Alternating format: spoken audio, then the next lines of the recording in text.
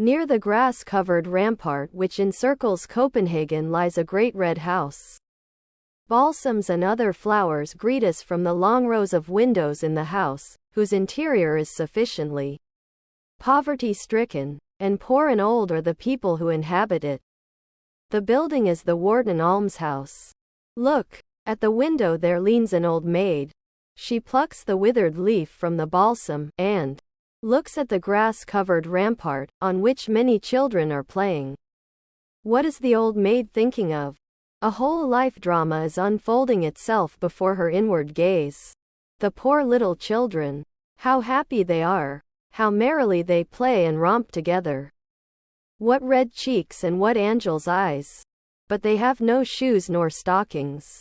They dance on the green rampart, just on the place where, according to the old story, the ground always sank in, and where a sportive, frolicsome child had been lured by means of flowers, toys and sweetmeats into an open grave ready dug for it, and which was afterwards closed over the child.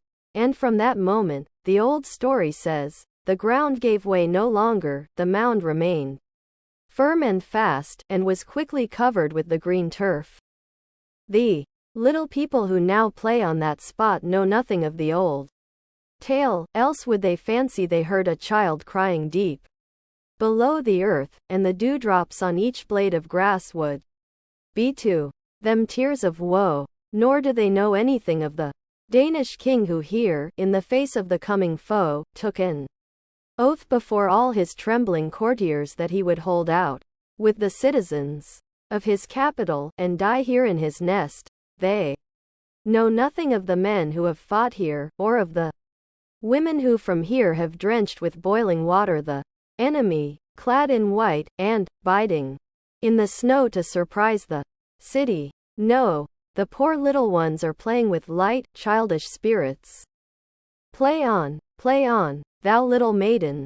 Soon the years will come. Yes, those glorious years. The priestly hands have been laid on the candidates for confirmation. Hand in hand they walk on the green rampart. Thou hast a white frock on. It has cost thy mother much labor, and yet it is only cut down for thee out of an old larger dress. You will also wear a red shawl, and what if it hang too far down? People will only see how large, how very large it is. You are thinking of your dress, and of the giver of all good. So glorious is it to wander on the green rampart. And the years roll by, they have no lack of dark days, but you have your cheerful young spirit, and you have gained a friend. You know not how you met, oh, how often you walk together on the rampart in the fresh spring, on the high days and holidays, when all the world come out to walk upon the ramparts, and all the bells of the church steeples seem to be singing a song of praise for the coming spring. Scarcely have the violets come forth, but there on the rampart, just opposite the beautiful castle of Rosenberg, there is a tree bright with the first green buds. Every year this tree sends forth fresh green shoots. Alas! It is not so with the human heart. Dark mists, more in number than those that cover the northern skies, cloud the human heart. Poor child! Thy friend's bridal chamber is a black coffin, and thou becomest an old maid. From the almshouse window, behind the balsams, thou shalt look on the merry children at play, and shalt see thine own history renewed. And that is the life drama that passes before the old maid while she looks out upon the rampart.